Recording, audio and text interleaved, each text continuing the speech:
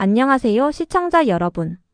오늘은 월드컵 얘기 말고 좀 충격적인 소식을 전해드려야 할 것 같습니다. JTBC 그리고 그 모기업인 중앙그룹. 지금 이 그룹 전체가 흔들리고 있습니다. 법인카드가 줄줄이 정지됐습니다. 임직원 월급이 밀리고 있습니다. 회사 화장실에 있던 비데까지 철거됐다는 이야기가 나옵니다. 그리고 이게 단순히 일시적인 자금 압박이 아닙니다. 중앙그룹 계열사 5곳이 법원에 회생 절차를 신청했습니다. 오늘은 이 사태가 어떻게 시작됐는지, 왜 이렇게까지 됐는지, 그리고 앞으로 어떻게 될지를 정리해드리겠습니다. 지금 시작합니다. 먼저 최근 며칠 사이 알려진 상황부터 정리하겠습니다. 중앙그룹 계열사들이 잇따라 법정관리 수순을 밟고 있습니다. 채무 불이행을 선언한 JTBC에 이어 중앙일보사까지 1차 부도 처리되면서 파장이 커지고 있습니다. 이게 어떤 의미인지 다시 짚어보겠습니다. 채무 불이행. 빌린 돈을 약속한 시기에 갚지 못했다는 뜻입니다. 그리고 부도 처리. 이건 정말 무거운 단어입니다. 회사가 정상적으로 운영되기 어려운 상황에 직면했다는 신호입니다. JTBC라는 우리가 매일 접하는 방송사가, 그리고 그 모기업이자 한국 언론사의 상징과도 같은 중앙일보가 동시에 이런 위기에 처해 있는 겁니다.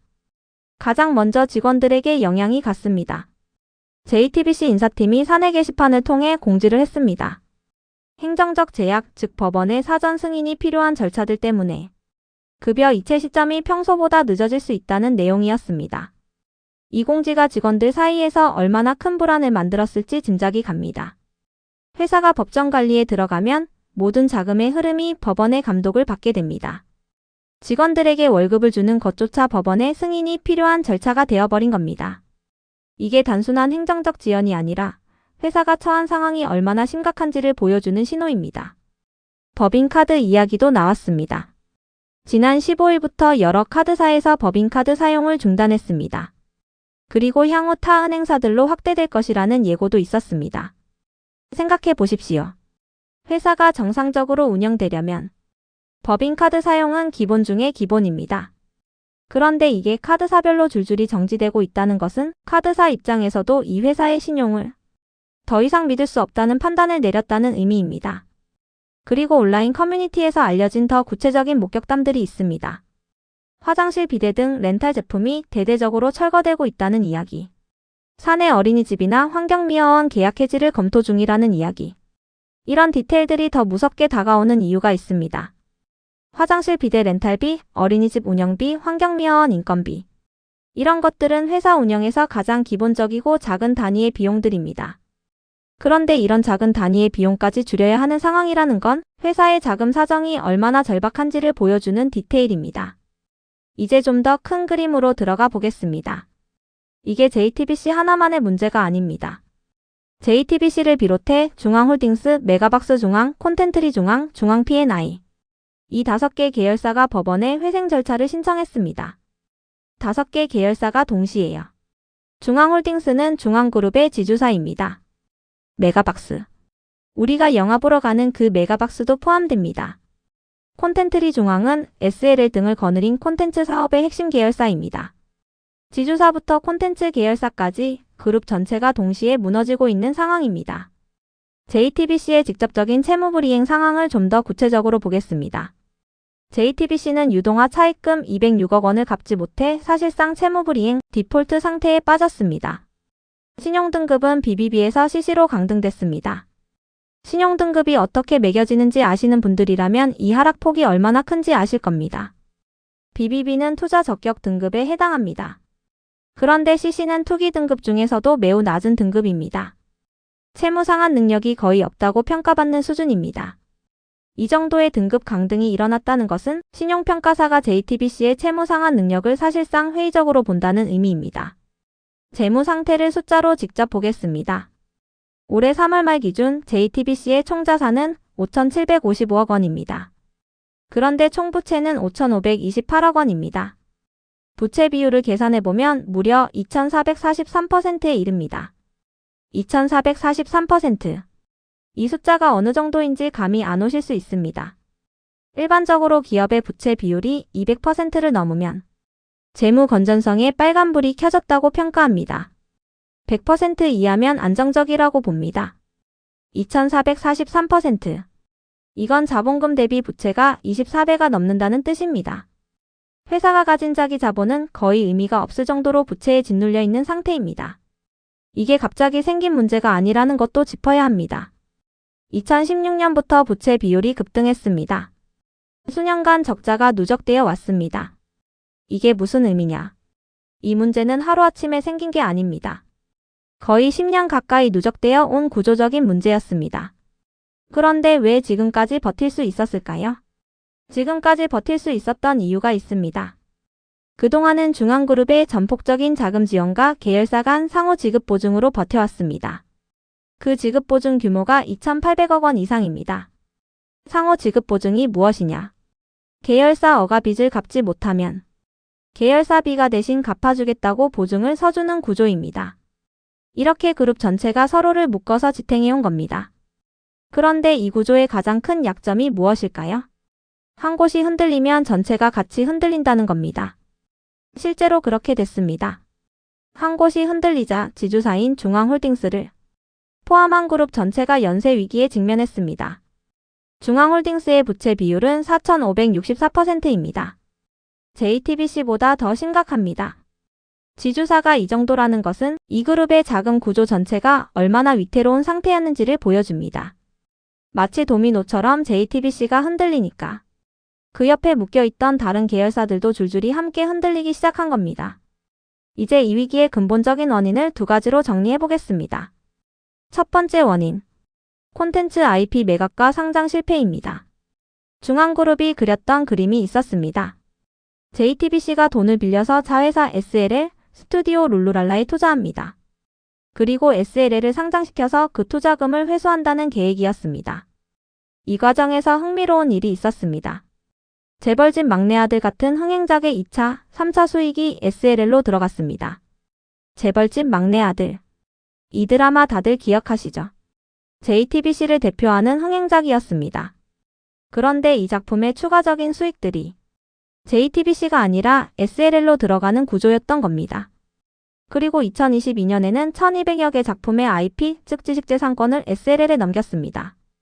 1200여 개 작품의 지식재산권을 통째로 넘긴 겁니다. 이게 무슨 의미냐? JTBC가 그동안 만들어온 콘텐츠들이 다시 방영되거나 해외에 팔릴 때 발생하는 유통수익, 이 수익원이 고갈됐다는 겁니다. JTBC 입장에서는 자기들이 만든 콘텐츠로 돈을 벌 수 있는 길이 SLL로 다 넘어가 버린 셈입니다. 그런데 이 큰 그림의 핵심이었던 SLL 상장이 어떻게 됐냐?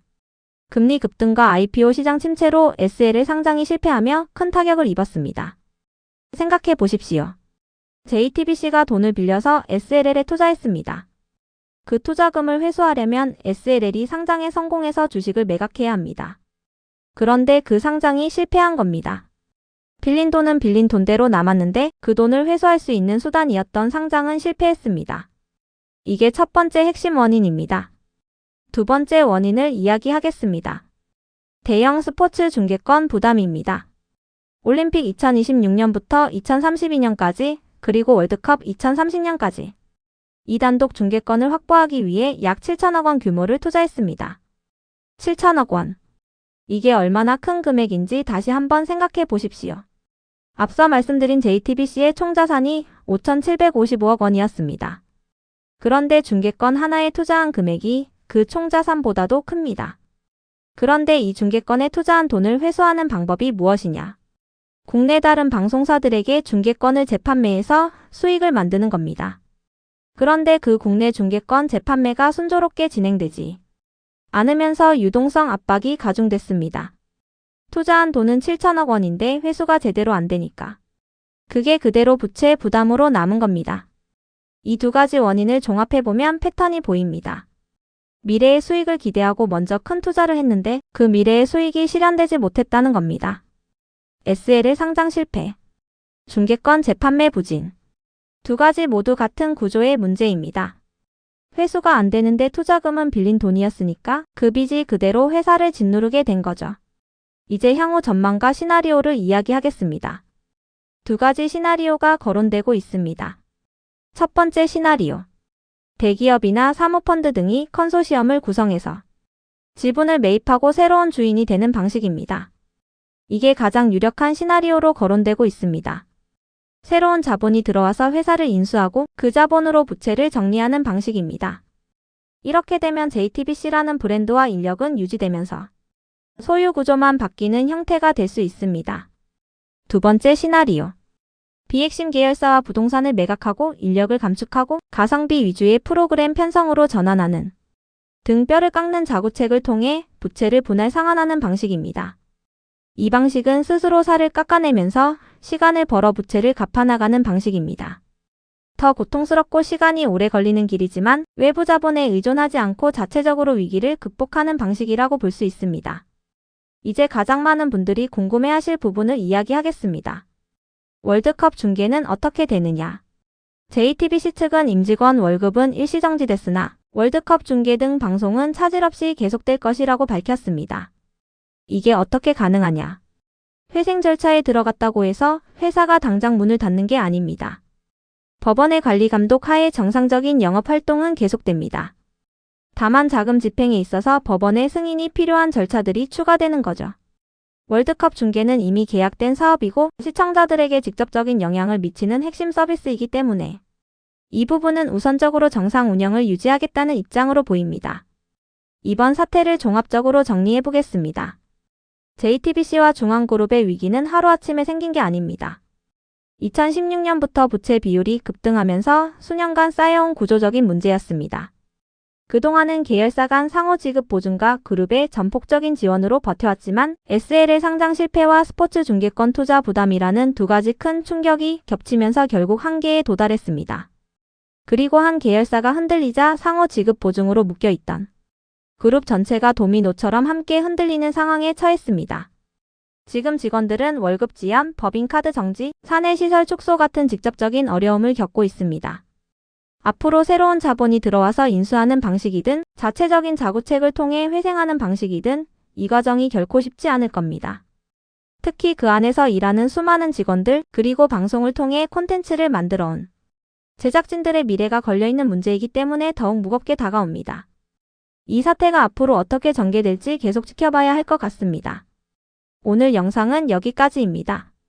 중요한 사안인 만큼 정확한 정보를 바탕으로 판단하시기 바랍니다.